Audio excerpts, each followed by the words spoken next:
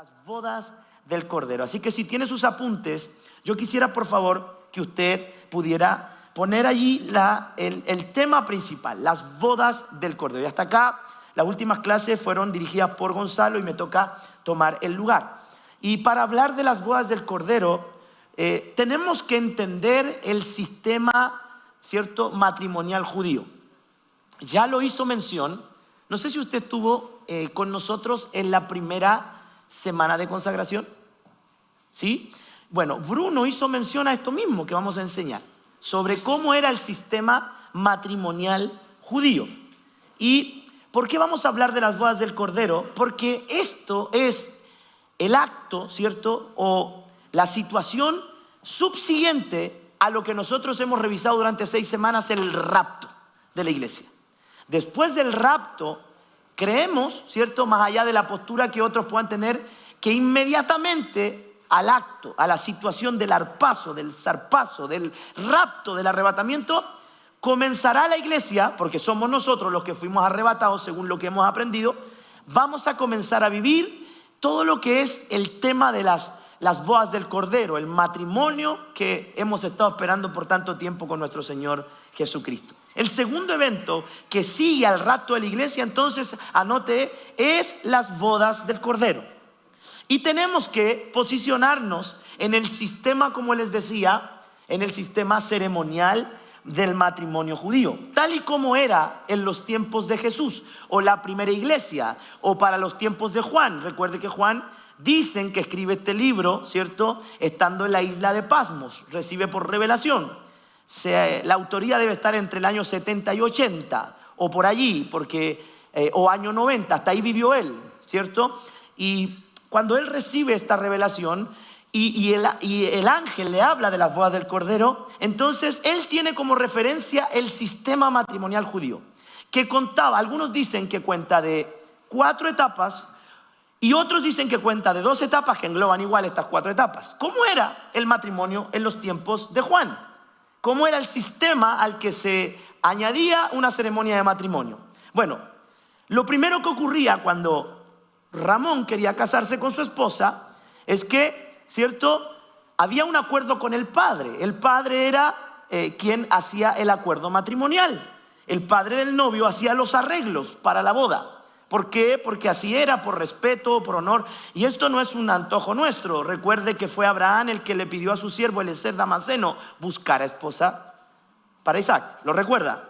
De ahí, para muestra ese botón, eran los padres los que en alguna manera, miren lo importante que era la paternidad o ser el patriarca, que tú podías, ¿cierto?, mirar a tu alrededor y recomendarle a tu hijo. Por supuesto que si el hijo no quería, no era una obligación. Pero normalmente el primogénito y los hijos acataban la decisión del padre, ¿sí? Ahora no son esos tiempos, pero en esos tiempos era el padre el que hacía los arreglos y pagaba lo que nosotros conocemos, sabemos lo que son las dotes, los acuerdos de tierra, los montos económicos, todo lo relacionado, ¿cierto?, al precio que se tenía que dar para alcanzar y optar a casarse con la novia. No era un negocio, ¿cierto? Solamente no se pagaba para tener una mujer, sino que se le agasajaba con esto. De alguna manera se le demostraba el interés que el novio y el padre del novio tenían por esa mujer. El acuerdo variaba, ¿cierto? A veces tomaba lugar cuando los contrayentes eran muy pequeños. O sea, podía haber un acuerdo de matrimonio desde niños. Los padres eran amigos y ellos consideraban que la familia podían continuar, ¿cierto? Le gustaba que ellos pudieran juntarse como familia y prolongar esa amistad en una familia. Y eso variaba. A veces, como les digo, los contrayentes eran muy pequeños, los acuerdos eran de los padres, y en otras ocasiones se llevaba a cabo un año antes de la boda. Normalmente era así, ¿cierto? Yo pienso, yo creo, esto no está en la Biblia, pero por ejemplo José con María, tiene que haberle llamado la atención María, y José tiene que haber hablado con su padre y el padre tiene que haber hecho los acuerdos legales, ¿cierto?, un año antes. Por eso ustedes tienen que saber esto. Recuerda que José no estaba casado con María todavía cuando ella quedó encinta. Por eso él quiso dejarla secretamente, porque era como que se habían anticipado al tiempo, solamente estaban los arreglos previos, ¿cierto? Estaba desposado, no estaba casado. Entonces ese despose era un periodo antes en donde se hacían los acuerdos legales y se tenía que respetar el tiempo para que se diera lo que era la segunda etapa, que era ir a traer a la novia, ¿cierto? Comúnmente los novios no se conocían, algunos sí, y algunos solo se conocían hasta el día de la boda porque era un acuerdo familiar, pero con normalidad sí se conocían. José se conocía con María. Y este periodo en donde se hacían los acuerdos pasaba bastante tiempo, y esto podía ocurrir entre un año o más. Cuando se hacían los arreglos podía pasar un año o más, y después de que el primer paso había tomado lugar, que eran los acuerdos, el novio, escuche, iba a la casa de la novia. Esto lo explicó así textualmente Bruno cuando estaba hablando ese día, cerrando lo que era la semana de consagración. Iba el novio para traer a la novia a su propia casa. O sea, de alguna manera se daba una escena romántica. Iba y se la llevaba a su propia casa antes de la boda. Y esto anótelo, comúnmente los novios no se conocían o sí se conocían, y era el novio, ¿cierto?, el que iba a buscar a la casa. En conexión con este paso, el segundo de ir a buscar a la novia, se daban dos situaciones. Era el padre el que determinaba cuándo el novio debía ir a buscar a la novia, porque todavía aquí es importante el padre, porque era el que hizo el acuerdo. Entonces, en esta etapa de ir a buscar a la novia, el novio no podía mandarse solo, Eudo. No podía agarrar y decir, uy, yo estoy quemándome. Entonces, no, tenía que esperar la venia del padre. Miren qué importante, porque si usted ya se va dando cuenta, estoy hablando del padre, del hijo. Hay aquí, ¿cierto?, si ustedes se pueden dar cuenta, una lógica espiritual. Y era el padre de la novia quien determinaba el tiempo.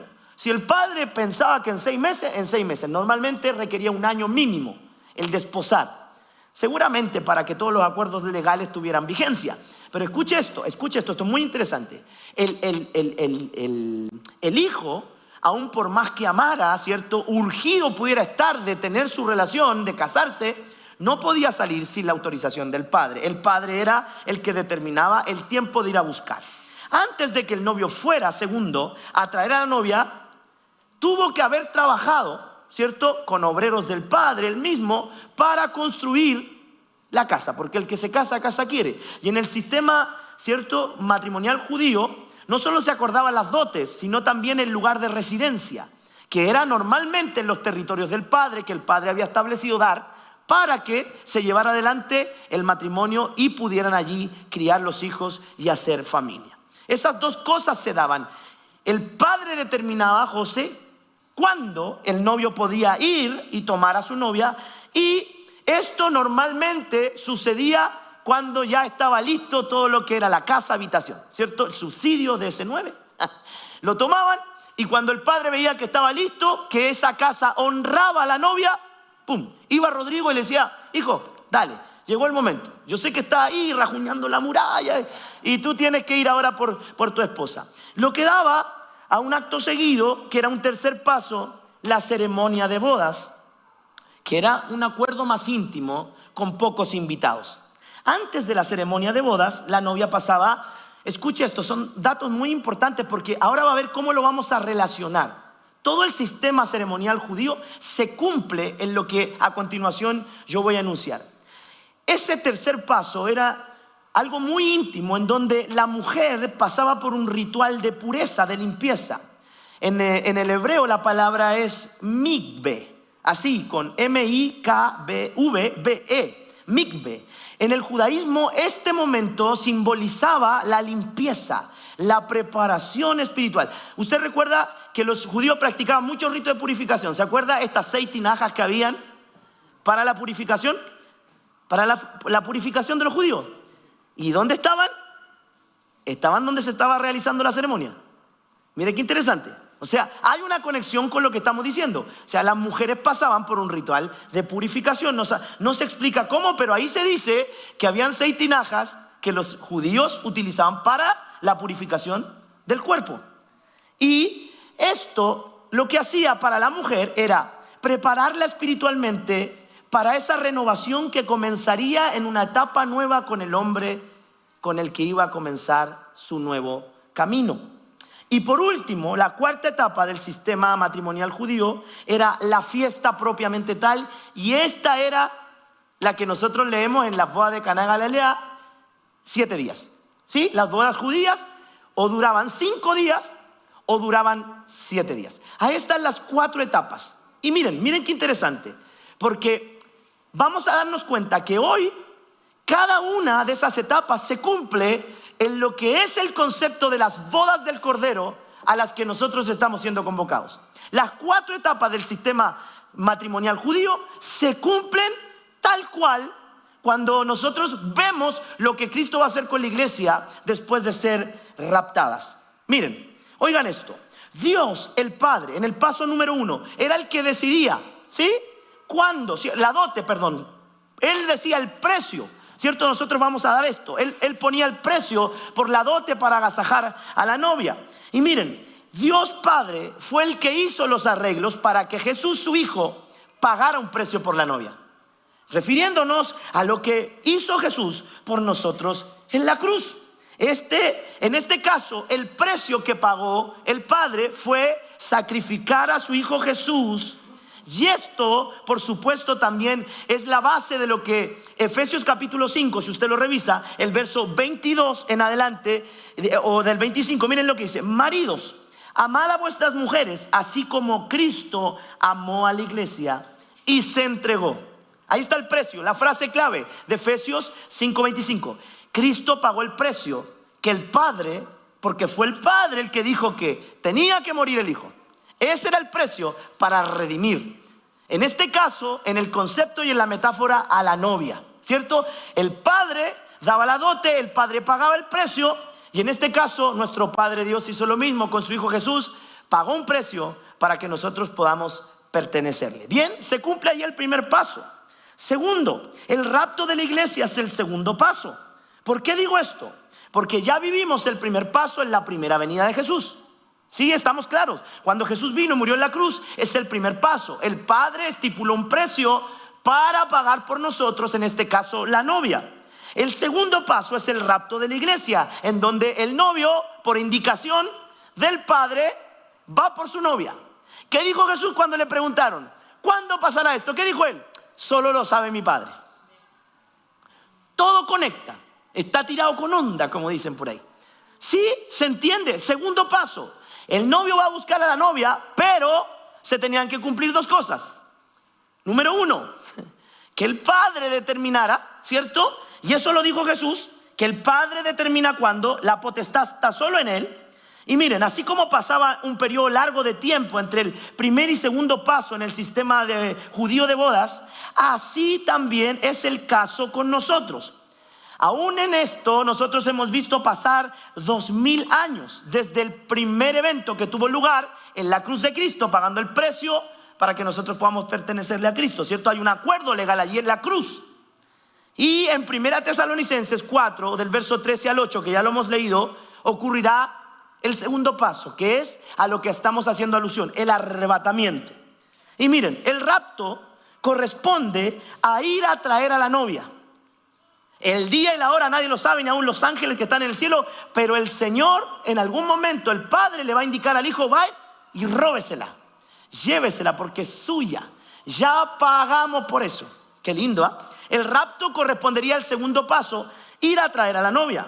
Jesús vendrá en las nubes para traer a su novia, para venir a buscarla. Y escuche esto, para llevarla a lo que segundo pasa, ¿cierto? Cuando el Padre da la indicación. Mientras no vino por ella, se fue a preparar morada. ¿Qué es lo que Jesús nos dice? No se turbe vuestro corazón, en San Juan 14, capítulo 1, que son las 2 etapas del segundo paso, que es el rapto. Cuando el novio va por la novia a buscarla, primero el Padre da la indicación. Jesús dijo: solo lo sabe mi Padre, o sea, dijo, Él va a dar la indicación. Y segundo, lo que pasaba era que mientras todavía el Padre no indicaba, entonces el novio se dedicaba a trabajar para generar el lugar de residencia. Y escuche lo que dice Juan capítulo 14, verso 1 al 3. Hasta aquí es entendible, ¿sí? No se turbe vuestro corazón. Creed en Dios, creed también en mí. En la casa de mi Padre muchas moradas hay.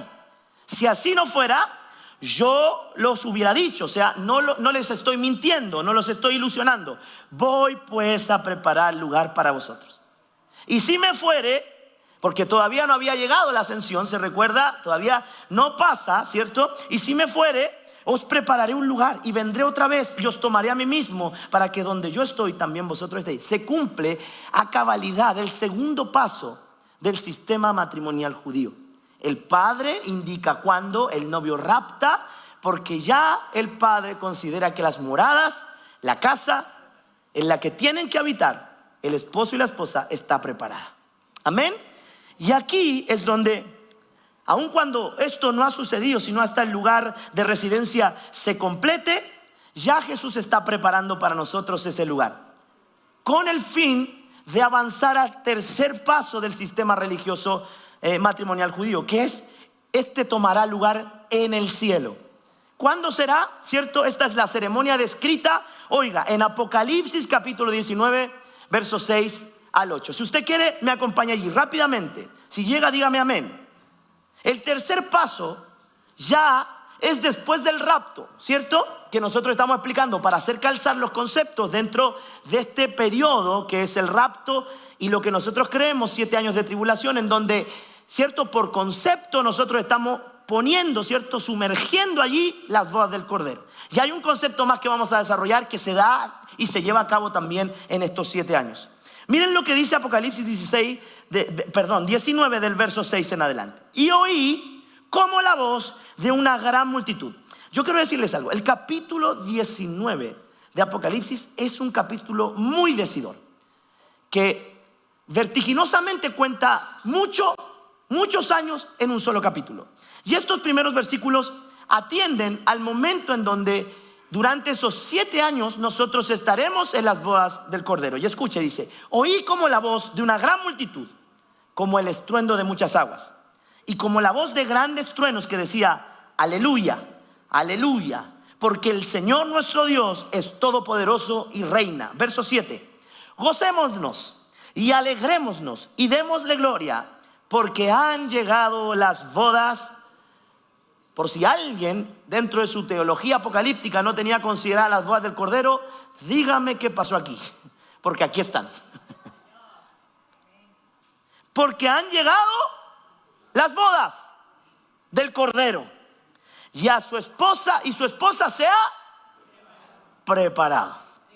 Verso 8: y a ella se le ha concedido que se vista de lino fino, limpio y resplandeciente, porque el lino fino, esto es una aclaración muy importante que va a tener un protagonismo dentro de lo que estamos estudiando, porque el lino fino, recuerde, el Apocalipsis está lleno de metáforas y de interpretaciones, pero aquí está dando la explicación: porque el lino fino es las acciones justas de los santos. ¿Quiénes son los santos? Bien. Entonces, en resumen, hasta aquí, las bodas del Cordero toman lugar en el cielo, y entendemos que involucra a los santos, a la iglesia. Diga: yo voy a tener un día pleno con mi Cristo, así como cuando me casé, la misma alegría y un gozo mayor yo voy a experimentar allá en el cielo. ¿Lo cree? Con eso cerramos esta primera etapa. ¿Qué habrá de tomar lugar también dentro de este periodo de 7 años? También es este el momento en donde nosotros podemos involucrar un segundo concepto. Ya están las bodas del Cordero, voy a añadir algunas cosas más, pero por supuesto también es este el momento para lo que nosotros conocemos, y si usted lo ha leído, lo que la Biblia denomina el tribunal de Cristo. ¿Lo había escuchado alguna vez? Sí, que no es el gran juicio del trono blanco, que es el final que determina salvación y perdición. El tribunal de Cristo, usted se va a dar cuenta cuando leamos 2 de Corintios, que es un tribunal para medir obras. Lo que hicimos, cómo fue, ¿cierto?, la dirección de Dios y la obediencia a esa dirección en nuestra vida. Ahí es donde nuestras obras serán probadas. Lo vamos a leer. Escuche esto, dice: así que vivimos confiados siempre. ¿Cuántos viven confiados siempre? ¿Qué importa si tiran la tercera, o se arma la tercera guerra mundial y una bomba nuclear? Nosotros vivimos confiados, diga conmigo, siempre, sabiendo que entre tanto que estamos en el cuerpo estamos ausentes del Señor, porque por fe andamos, no por vista, pero confiamos. Vuelve a reiterar: y más quisiéramos estar ausentes del cuerpo y presentes al Señor. Por tanto, procuramos también, o ausentes o presentes, serle agradable. O sea, en esta vida tenemos que tener un comportamiento acorde a lo que las Escrituras han establecido como la regla de conducta para el cristiano. Debemos serle agradable, porque es necesario, oiga esta declaración, que todos nosotros, ¿a qué le está escribiendo Pablo? A una iglesia cristiana. No le está escribiendo a inconversos. Nosotros, Pablo alude a los cristianos. Nosotros comparezcamos. ¿A alguien le ha tocado alguna vez presentarse delante de un juez? Entiende lo que es la palabra comparecer, ¿cierto? Se nos pregunta y nosotros contestamos. Dice: es necesario, ausentes o presentes, serle agradables, porque es necesario que todos comparezcamos nuevamente. Aquí hay un concepto, que hay personas que no lo creen, que lo hacen uno con el gran juicio del trono blanco. Y aquí hay una distinción, dice el tribunal, que todos comparezcamos ante el tribunal de Cristo, para que cada uno reciba según lo que haya hecho mientras estaba en el cuerpo, sea bueno o sea malo. Si usted se fija acá, sería contradictorio que este fuera el mismo lugar de salvación o de perdición, porque nosotros no nos salvamos por obras. ¿Por qué nos salvamos? Por la fe en nuestro Señor Jesucristo. Pero este es un tribunal solo, y esto anótelo, para los redimidos por la sangre del Cordero, para los hijos de Dios. Nosotros tenemos un lugar especial en donde todo lo que usted hizo, las acciones justas de los santos, serán un incienso, ¿cierto? Pero también las cosas que no hicimos bien traerán vergüenza. Aunque traiga vergüenza, este tribunal de Cristo no determina salvación, solo determina recompensa hacia las obras que hayamos hecho en obediencia a la palabra del Señor. Bien, en este periodo de 7 años también insertamos el tribunal de Cristo. Y esto está evidente en el verso 8. Y a ella se le ha concedido que se vista de lino fino, lino limpio, resplandeciente, que son el lino, son las acciones justas de los santos. ¿Se da cuenta? Que es aquí, este concepto es el que se inserta perfectamente, porque es un lugar para medir acciones, para medir obras. Entonces, escuche esto: las acciones, todo lo que Dios nos pidió a través de la palabra, será alguna vez reportado, será alguna vez juzgado. Esto quiere decir que la Biblia se refiere a la madera, al heno, a la hojarasca, que serán probadas por fuego. Recuerda, hay otros pasajes que hablan también del tribunal de Cristo. Todas esas cosas serán quemadas, y solo las obras justas, las acciones justas de los santos, que se comparan al oro, la plata y las piedras preciosas, serán purificados. O sea, será un periodo de refinación o de refinamiento. Cualquiera de las dos palabras puede aplicar. Ahí en el tribunal de Cristo, todo lo último que traigamos de recuerdo será quemado, para nuestra mente ser totalmente santificada y ya tener una mente conectada a la persona de Cristo. Entonces agrego algo más. Este tribunal no es el gran juicio del trono blanco, porque este tribunal mide las acciones de los justos, ¿cierto? Quema lo perecedero, la madera, la hojarasca, lo que no tiene valor, y deja simplemente las obras que honran a Cristo, ¿sí? Allí, por supuesto, será un tiempo en donde nada oculto quedará escondido, será todo revelado. Así que ese día, hermano, no solo vamos a recibir la buen siervo, fiel en lo poco ha sido fiel, sobre mucho temor, sino que también vamos a recibir algunas pequeñas exhortaciones con respecto a las cosas en las que no quisimos obedecer en la palabra de Dios. Ahí nadie, escuche, por más bien que le haya ido saliendo de ese tribunal, va a tener la osadía de gloriarse. Porque finalmente, cuando recibamos las coronas y las asignaciones, que yo creo que ahí se van a dar, para cuando reinemos en el milenio con Cristo, se las vamos a arrojar nuevamente a nuestro Señor. Porque sabemos que incluso las acciones justas de los santos solo vienen a nuestra vida por obra y impulso del Espíritu Santo. ¿Usted cree eso? Lo hacemos todo por gracia. El tribunal de Cristo sería lo que corresponde a la tercera etapa. ¿Se da cuenta cómo conecta? La tercera etapa. ¿Qué era la tercera etapa? Un rito de purificación para la mujer. Y es interesante porque en la cultura judía los hombres no se purificaban para el matrimonio. Las que se purificaban eran las mujeres. Y la Biblia dice que Jesús se está presentando a sí mismo una iglesia que está limpiando, que está lavando. Qué interesante, hermano. A mí me encanta esto porque cuando uno quiere hacer conexión, rompecabezas bíblico, puede encontrar que hay partes que perfectamente calzan. Este es el tercer paso. El tribunal de Cristo corresponde a lo que nosotros vimos, era parte de la ceremonia del rito del matrimonio, que es el ritual de limpieza de la novia. Ahí está, en estos versos está el contexto de Apocalipsis 19. Así, oigan esto, volvemos a hacer un pequeño resumen dentro del estudio. Después del rapto de la iglesia, en la que el novio trae consigo a su hogar a la novia en el cielo, sigue el tribunal de Cristo, que resulta en la novia vestida de lino fino, resplandeciente. La ceremonia de las bodas toma lugar antes de la segunda venida de Cristo, que sería la parusía. ¿Sí?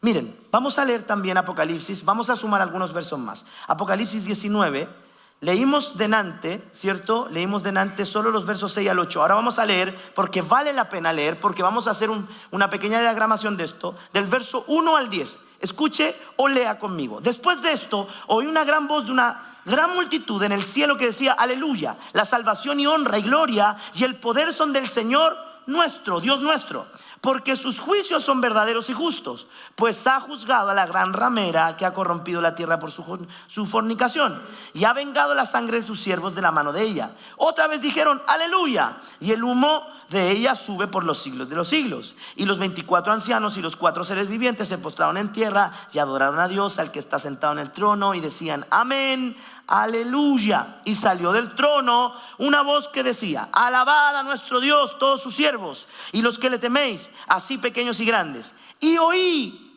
este es Juan, como la voz de una gran multitud, como el estruendo de muchas aguas, y como la voz de grandes truenos, que decía: aleluya, porque el Señor nuestro Dios, Dios poderoso, reina, todopoderoso reina. Y aquí comienzan los versos que leímos delante. Gocémonos y alegrémonos y demos gloria, porque han llegado las bodas del Cordero y su esposa se ha preparado. Y a ella se le ha concedido que se vista de lino fino, limpio y resplandeciente, porque el lino fino es las acciones justas de los santos. Y el ángel me dijo: escribe, bienaventurados los que son llamados a las cenas de las bodas del Cordero. Y me dijo: miren, estas son las palabras verdaderas de Dios. Diga conmigo: las bodas del Cordero no es un concepto para ignorar o para omitir. Están aquí, y las bodas del Cordero son palabras verdaderas de Dios.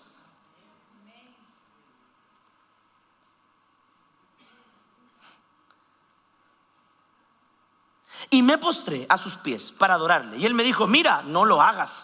Yo soy consiervo tuyo y de tus hermanos que retienen el testimonio de Jesús. Adora a Dios, porque el testimonio de Jesús es el espíritu de la profecía. Por supuesto que no era Jesús el ángel que le estaba hablando, porque Jesús estaba ahí en la boda, participando en la boda. El ángel estaba mostrándole testimonio de lo que va a pasar con Jesús y su iglesia.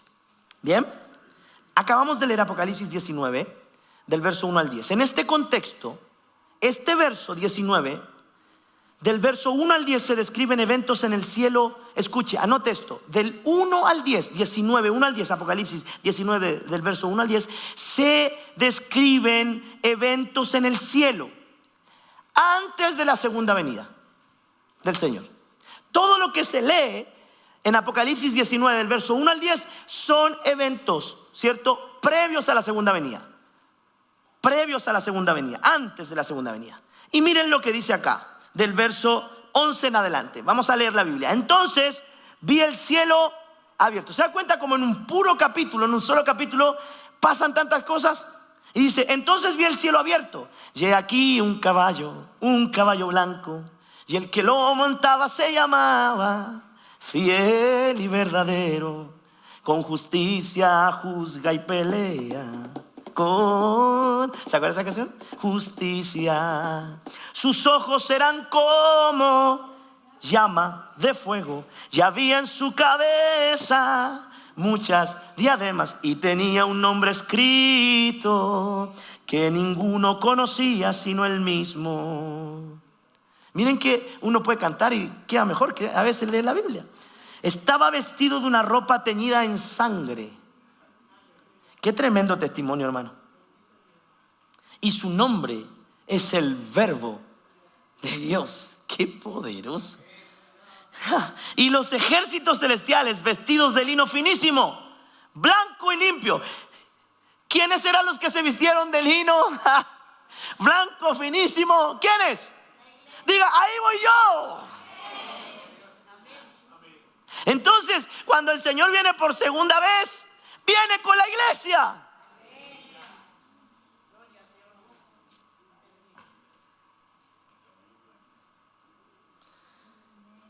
Le seguían caballos blancos. Qué racista.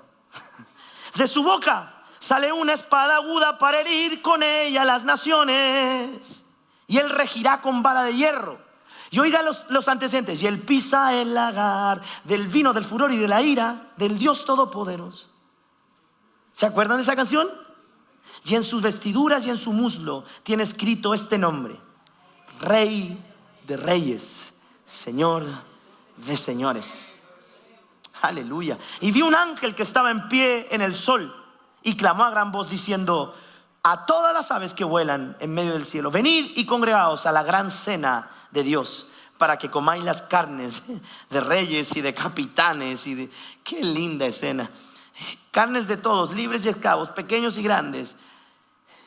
Por si alguien cree que en el rapto se van a ir todos los niños.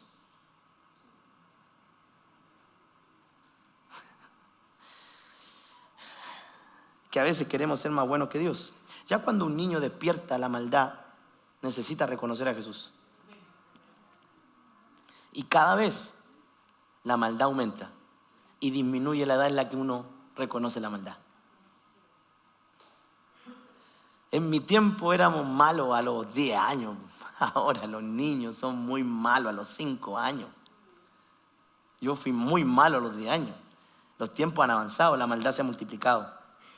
Y vi un ángel que estaba en pie en el sol y clamó a gran voz diciendo a todas las aves que vuelan en medio del cielo: venid y congregaos a la gran cena. Está llamando a los chacales, a los buitres. A eso está llamando. Para que comáis carnes de reyes y de capitanes, carnes de fuertes, carnes de caballos y de sus jinetes, y carnes de todo, libres y esclavos, pequeños y grandes. Y vi a la bestia. Satanás está hablando del anticristo. La bestia es el anticristo. Y vi a la bestia, a los reyes de la tierra y a sus ejércitos reunidos para guerrear contra el que montaba el caballo, que es Cristo, el Rey de Reyes, el Verbo de Dios, y contra su ejército. Y la bestia fue apresada, y con ella el falso profeta, que había hecho delante de ella las señales con las cuales habían engañado a los que recibieron la marca de la bestia y habían adorado su imagen.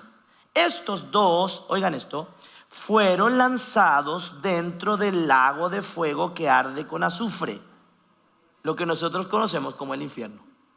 O sea, lo que yo dije hace unos años atrás, que a muchos les llamó la atención, parece que se confirma aquí. El infierno todavía no existe en el sentido de la confirmación de los tiempos de Dios. Ahora, según lo que nosotros hemos aprendido, las almas en pena sin Cristo van a un lugar de tormento y nosotros al paraíso, ¿cierto? Entonces todavía, porque el infierno se va a inaugurar con la bestia y el falso profeta. ¿Bien? Y los demás fueron muertos con la espada que salía de la boca del que montaba el caballo, y todas las aves del cielo se saciaron de las carnes de ellos. Estos versos del 11 al 21, ¿cierto? Mientras que los versos del 1 al 10 representan previo a la segunda venida del Señor, los versos del 11 al 21 describen a cabalidad lo terrible que va a ser la segunda venida de nuestro Señor, porque Él vino como cordero, pero cuando vuelva por segunda vez a manifestar su reino, vendrá como rey, y como un rey que traerá justicia a la tierra. Si leemos cuidadosamente, vamos a notar aquí, en todos estos versos, que la iglesia ya está en el cielo, bajo el marco de estos versos. Antes de la segunda venida, la iglesia ya está en el cielo. Además, la iglesia ya ha estado en el cielo lo suficiente como para haber pasado por el tribunal de Cristo y las bodas del Cordero. Esto podría, ya que hay otras personas aquí que tienen otras teorías, esto podría claramente enseñar que el rapto y la segunda venida no son un mismo acontecimiento. Y deberían estar separados por cierta duración de tiempo que nosotros creemos que son 7 años, en donde experimentamos las cenas, las bodas del Cordero y el tribunal de Cristo.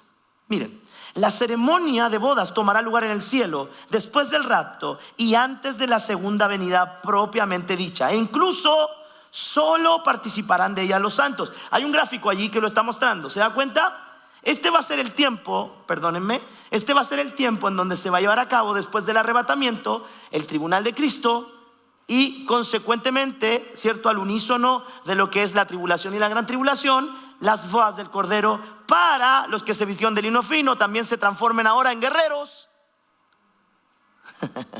Shira, princesa guerrera, y vuelvan con el Señor, con su Señor, con su amado, con su esposo, con Cristo, con el Rey, a poner justicia, a juzgar con vara de hierro. Así como la fiesta judía podía durar hasta 7 días, esta fiesta será en los 7 años de la tribulación, o como algunos también denominan la gran tribulación. Aunque hay otras posturas que nosotros respetamos, que creen también esto en una pretribulación. La ceremonia judía se llevaba a cabo en el hogar del novio. ¿Cuál es el hogar del novio? El cielo. Yo quiero ir al cielo. Miren lo que dice Juan capítulo 14, verso 1 al 3. No deje de anotar. Es mucha información. Yo le voy a recomendar que usted vuelva a ver cada uno de los videos. Aquí hay comida consistente, hermano, para tener entendimiento de los tiempos. Miren lo que dice Juan capítulo 1, verso 1 al 3 en la Nueva Traducción del Viviente. Oiga esto. No dejen que el corazón se les llene de angustia. Confíen en Dios y también en mí. El hogar de mi Padre tiene muchos lugares más que suficientes.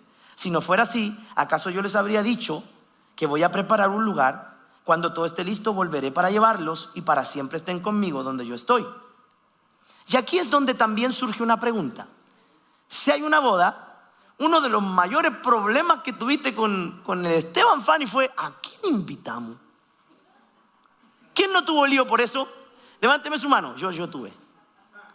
Los papás se quieren meter. En este caso el padre tiene mucho que decir. El Padre Dios. Pero escuche esto. ¿Quién no tuvo problema para saber a quién invitar? Por eso algunos dicen: no, por el civil nomás, y así me ahorro el otro problema. Además que se ahorra esta platita. Pero escuche esto. Si es una boda propiamente tal, a la boda Jesús fue en Caná.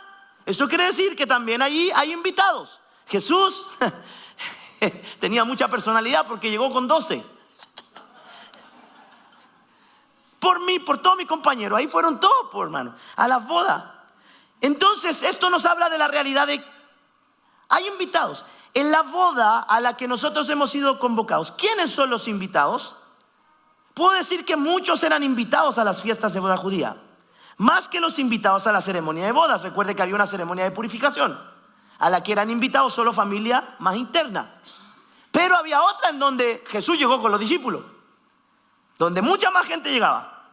¿Quiénes serían entonces en las bodas del Cordero los llamados a la cena a participar del momento especial? Lo más lógico sería pensar que son los propios miembros de la iglesia. Esa sería una primera lógica y una primera teoría. Somos nosotros los convocados. Nosotros, la iglesia, los santos, ¿cierto? Y miren, vamos a leer aquí en Mateo 22. Y voy a leer rápido, y usted se va a dar cuenta que Jesús habla de una parábola de las bodas, y aquí está la explicación correcta para esto. Dice: respondiendo Jesús les volvió a hablar en parábolas diciendo: el reino de los cielos es semejante a un rey que hizo fiestas de bodas. ¿A quién? A su hijo. Y envió a sus siervos a llamar a los convidados a las bodas, Mas estos no quisieron venir. Volvió a enviar a otros siervos diciendo: decid a los convidados: he aquí he preparado mi comida, mis toros y animales engordados han sido muertos y todo está dispuesto, vengan a las bodas. Mas ellos, sin hacer caso, se fueron, uno a su labranza y otro a sus negocios, y otros, tomando a los siervos, los afrentaron y los mataron. Al oír el rey se enojó, y enviando sus ejércitos destruyó a todos aquellos homicidas y quemó su ciudad. Entonces dijo a sus siervos: las bodas a la verdad están preparadas, mas los que fueron convidados no eran dignos de participar. Id pues, oigan esto, salgan a las calles, a los caminos, y llamen a las bodas a cuantos hallen. Qué increíble. Y hallaron juntamente malos y buenos, y las bodas fueron llenas de convidados. Y entró el rey para ver a los convidados, y vio allí a un hombre que no estaba vestido de boda, y le dijo: amigo, ¿cómo entraste aquí sin estar vestido de boda? Mas él enmudeció. Entonces el rey dijo a los que le servían: atadle de pies y manos y echadle a las tinieblas de afuera. Allí será el lloro y el crujir de dientes, porque muchos son llamados y pocos escogidos. Yo tengo el honor de ser invitado a muchas bodas, porque las presido, las dirijo.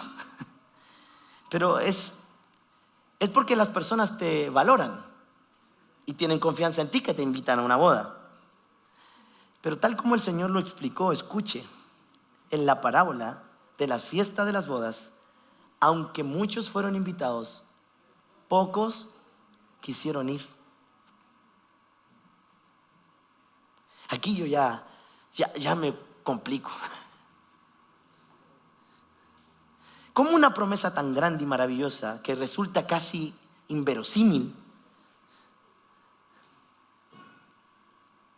no nos llama la atención, hermano? Diciendo el Señor: estas son palabras verdaderas.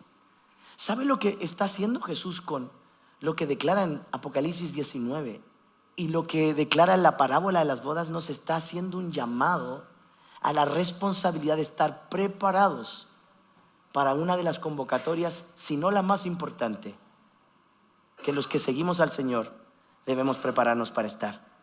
Por eso, después de la promesa de que han llegado las bodas del Cordero, es seguida por una palabra tan maravillosa como estas: estas palabras son verdaderas de Dios. ¿Por qué se esgrima esta frase? Estas palabras son verdaderas de Dios. Creo, y voy a leer textual, que el deseo de Dios con estas palabras de promesa es animarnos a cada uno de nosotros en este tiempo presente a estar preparados, aun cuando vivamos procesos y periodos de sufrimiento, de persecución. Estemos listos, atentos y dispuestos para cuando llegue este gran momento. No hay duda, lo que Juan había oído eran palabras reveladas por Dios mismo a un ángel, y por lo tanto estas son palabras fieles y verdaderas. Va a llegar el momento en el que seremos convocados a las bodas del Cordero. Y como venimos preguntándonos, ¿quiénes son los llamados a las bodas? Apocalipsis 19:9 dice: y el ángel me dijo: escribe, bienaventurados. ¿Sabe lo que significa la palabra bienaventurado? Plenos, 7 veces feliz. Eso significa la palabra bienaventurados. O sea, es un premio extraordinario, ser considerado digno. ¿Quiénes somos nosotros, hermano? Pero yo le pido algo: si usted puede dar su mejor esfuerzo por honrar a Cristo, hágalo, porque según lo que acá dice, eso tendrá un galardón. Hónrelo. Los que son llamados a la cena de las bodas del Cordero. Y me dijo: estas son palabras verdaderas. No solo está la teoría de que los convocados a las bodas somos nosotros, también hay otras posturas que dicen que participarán, por ejemplo, los santos del Antiguo Testamento, todos los hombres, ¿cierto?, que vivieron bajo la ley y respetaron la ley de Dios, y que vivieron con propósito divino. No conocieron el pacto de la gracia. A ellos se les llama los santos del antiguo pacto. Ellos pueden ser convocados. Se habla de una nube de testigos. ¿Dónde están ellos? En un lugar especial, preparado por Dios para ellos. subió y se llevó cautiva la cautividad. Está hablando de la alusión a los santos del Antiguo Testamento. Escuche, a ellos se les llama, a los santos del Antiguo Testamento. Y también se agregan junto con los santos de la tribulación. A estos se les denominaría los amigos del novio. Son los invitados a la cena de las bodas del Cordero. Esa es otra teoría. A cada invitado que se le invita, ¿cierto? Valga la redundancia, y que asiste a esta fiesta, se le exige vestir a la altura. ¿Lo recuerda? Que cuando llegó uno, bueno, yo tuve un invitado a mi fiesta que llegó así como se levantó. Y yo le voy a decir algo, a mí me molestó. Porque si tú te preparas para un momento tan digno, inviertes dinero para que ellos puedan comer contigo, ¿por qué llega alguien de chori, polera? Miren qué interesante, porque este es uno de los momentos dignos a los que somos convocados. Y la Biblia dice en la parábola de Jesús de las bodas, que cuando no se halló a uno digno vestido, que entendemos que no tiene que ver con la pinta, sino que tiene que ver con las acciones justas de los santos, dicen que lo sacaron, porque no estaba preparado. De ahí que viene el verso, no todo el que me diga Señor, Señor, entrará en el reino. Y usted vaya conjugando todas esas frases que, porque no todo el que se congrega en una iglesia será convocado, y tampoco, pongamos un poquito más grave la situación, tampoco será salvo. Miren, oigan esto. Vamos a diagramar estos versos explicando la parábola de las bodas. Mateo 22, ¿cierto? Del verso 1 al 14, Jesús da una ilustración de lo que era la ceremonia de boda judía y los vestidos de boda en relación al pueblo de Israel cuando eran invitados a un matrimonio. Del verso 1 al 6, no lo voy a volver a leer, usted revíselo en casa. Jesús revelaría en esta parábola la culpa de Israel al rechazar la invitación de entrar en el reino. Si usted lo lee, se va a dar cuenta que a los que invitaron, porque a los suyos vino y los suyos, todo calza. A los suyos vino y los suyos no le recibieron. Entonces, los versos del 1 al 6, en donde en la parábola se muestra que algunos fueron llamados porque se consideraban que eran dignos y dijeron, no, nosotros tenemos otra cosa que hacer. No, nosotros no consideramos. Yo tengo mis negocios. Ok, el padre de la familia, el que invita a la boda, porque el que paga la boda es el padre. A mí me va a tocar pagar 3. Y bendición para esos bablaques que les voy a pagar la boda. Escuche esto. Dice que él consideró que no eran dignos y los desechó. No les dio acceso. Del verso 1 al 6, Jesús revela en esta parábola la culpa del pueblo de Israel. Aunque muchos aman a Israel, ellos cargan con esta lamentable situación de no haber conocido el tiempo de su visitación.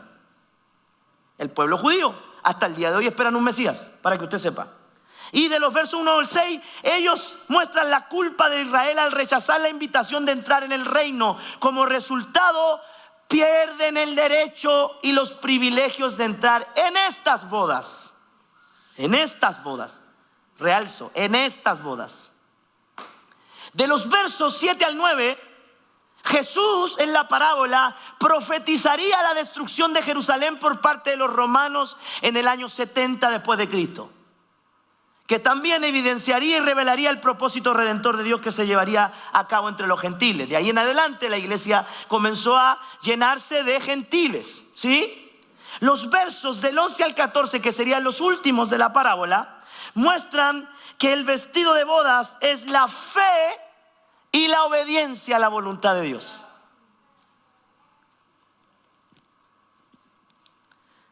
Voy a tomar algunos minutos más. Déjeme 5.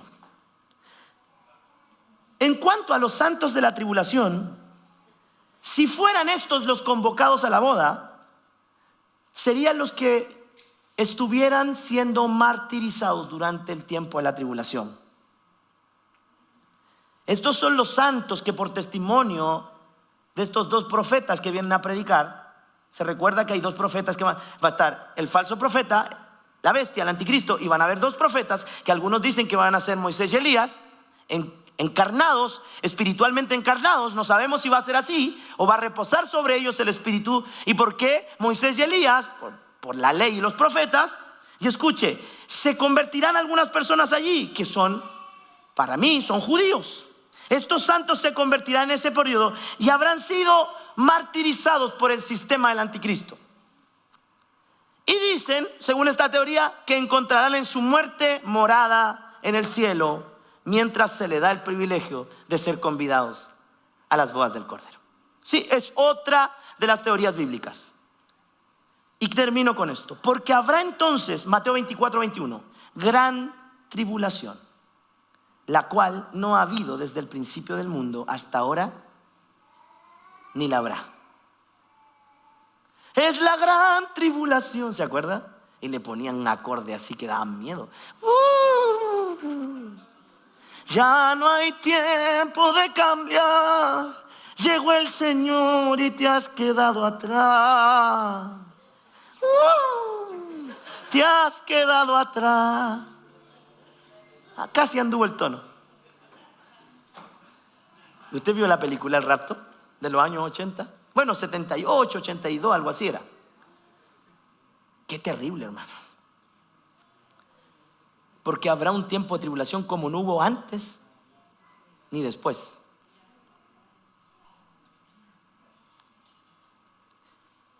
Y es lo que creemos que la Biblia enseña que ocurrirá después del rapto. Vendrán 7 años de tribulación sobre todo el mundo.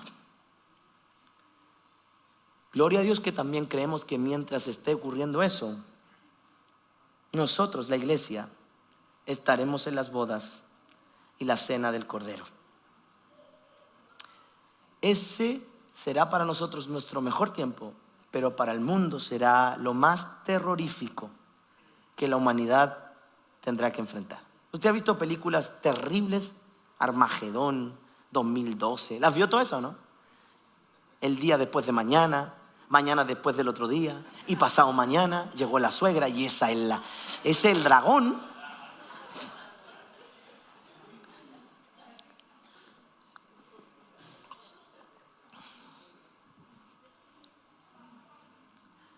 Apocalipsis 14 lo grafica del verso 19 en adelante.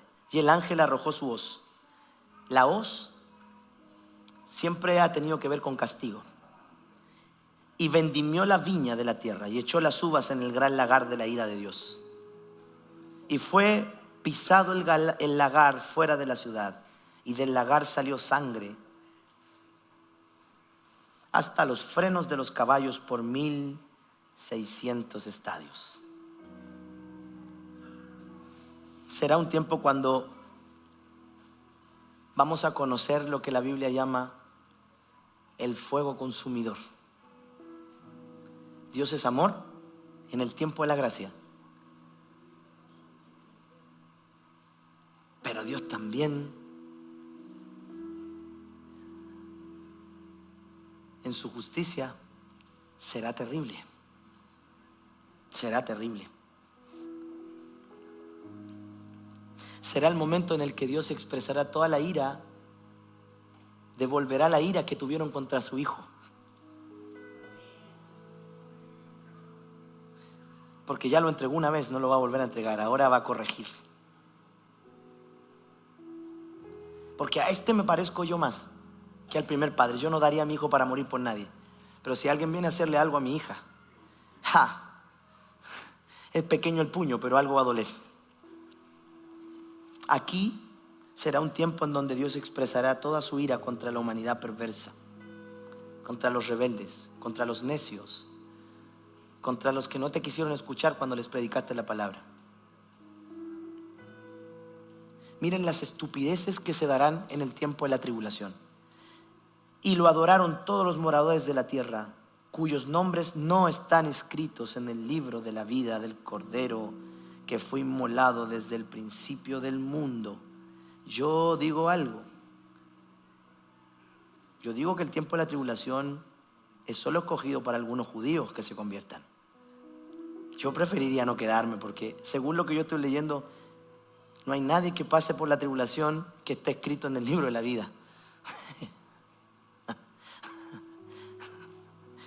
Ahí usted ve que sigue creyendo.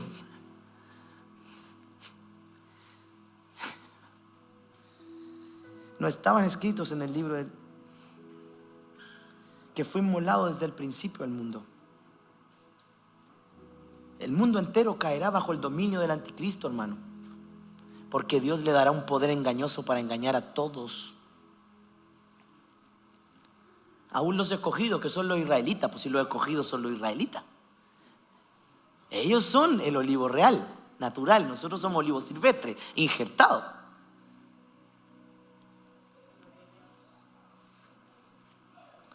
Muchos judíos le van a creer. Este será el periodo en donde después de 3 años y medio Él va a detener el sacrificio y va a blasfemar contra Dios, abandonando el pacto.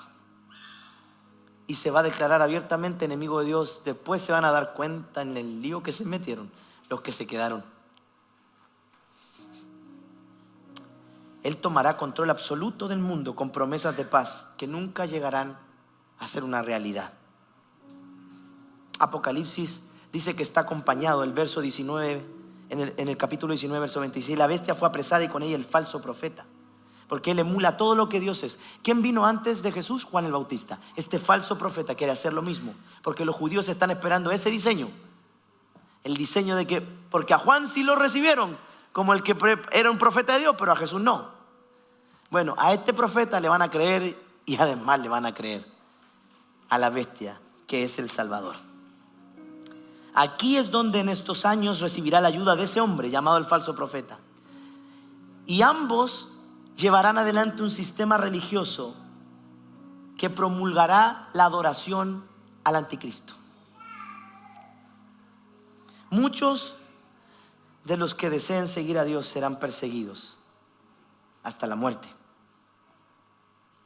Habrá persecución fuerte contra Israel, el escogido, la escogida. Dice, y cuando vio el dragón que había sido arrojado a la tierra, persiguió a la mujer que había dado a luz a un hijo varón, y se le dieron a la mujer las 2 alas de la gran águila, para que volase delante de la serpiente al desierto, a su lugar, donde es sustentada por un tiempo y tiempos y la mitad de un tiempo. 3 años y medio. Y la serpiente arrojó de su boca tras la mujer agua como un río, para que fuese arrasada por el río. Pero la tierra ayudó a la mujer. ¿Qué lenguaje este? Pero la tierra ayudó a la mujer, pues la tierra abrió su boca y tragó el río que el dragón había echado de su boca. Entonces el dragón se llenó de ira contra la mujer y se fue a hacer guerra contra el resto de la ascendencia de ella, los que guardan los mandamientos de Dios y el testimonio de Jesucristo. Habrá una persecución fuerte contra Israel. Habrá un montón de creencias y la más poderosa será la adoración al anticristo. Esa tribulación, que para nosotros durará 7 años, solo terminará cuando Cristo regrese a traer juicio sobre la maldad y a establecer su reino junto con la iglesia, con la cual ya vimos se casó y cenó por esos 7 años. Cierro con esto. Por lo tanto, la segunda venida de Cristo iniciará el tiempo del reino milenial. No vamos a tener tiempo para hablar de eso. En otro estudio lo vamos a hacer. El reino milenial. ¿Cómo está? Buen nombre.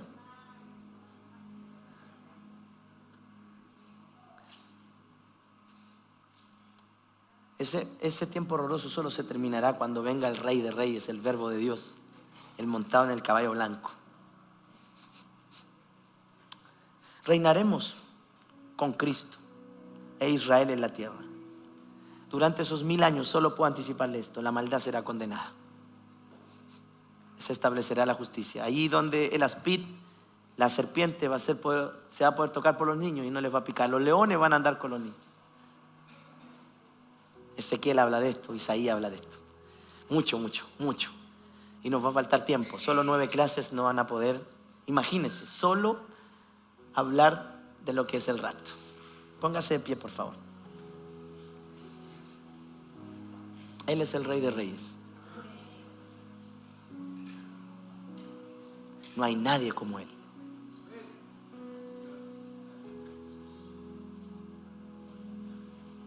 Nos conviene adorarlo a Él. Mientras vivamos, levante sus manos. Que mi vida sea un incienso, un perfume para que los que dicen que la gracia es barata se den cuenta que hay que honrar a Cristo mientras vivamos.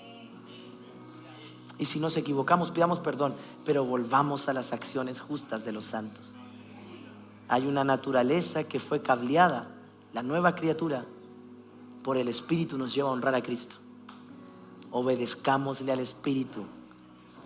No sembremos corrupción, porque la carne sembrará corrupción y muerte. Pero sembrar para el Espíritu gozo, paz y vida eterna. Levante sus manos. Señor, gracias. Gracias por todo lo que hasta acá, junto con Gonzalo, hemos podido compartir. Sabemos que muchos de nuestros hermanos son apasionados de este tema. Permítenos confirmar, aclarar, recordar. No estamos aquí para revelar nada, porque el que recibió la revelación fue Juan, fue Pedro, fue Pablo. Ya no hay más revelación. Nosotros solo somos alumbrados. Ya pusiste el fundamento con los apóstoles tuyos, Señor. Nosotros hoy solo sobreedificamos y tenemos luz de lo que tú ya mostraste. Permítenos en tu luz ver luz. Y prepara a esta iglesia local. Nuestro interés como pastores y los líderes, las familias que ministran, es que al sonar la final trompeta podamos ser trasladados delante de nuestro Señor. Te reconocemos, Jesús. No hay otro como tú. Ninguno con tu nombre. Ninguno con tu dignidad. Ninguno se halló digno ni tenía la autoridad para abrir el libro. Solo uno como el Cordero. Ese desató los sellos.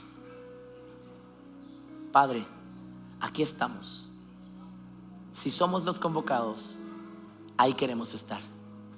Dignos por tu gracia. Escuche esto. Dignos por tu gracia. No por méritos propios. Dignos por tu gracia, Cristo. Si somos llamados, hállanos dignos en tu gracia de ser convocados. Nos vamos a casa con un santo temor reverente, con una especial expectativa, con una excitación espiritual de ser la generación que tú preparaste para vivir estos tiempos tan extraordinarios para la iglesia y tan complicados para los que todavía no te conocen. Cuídanos de regreso a casa. Estamos en un buen horario. Guárdanos y protégenos hasta el día de tu venida. En el nombre de Jesús. Amén.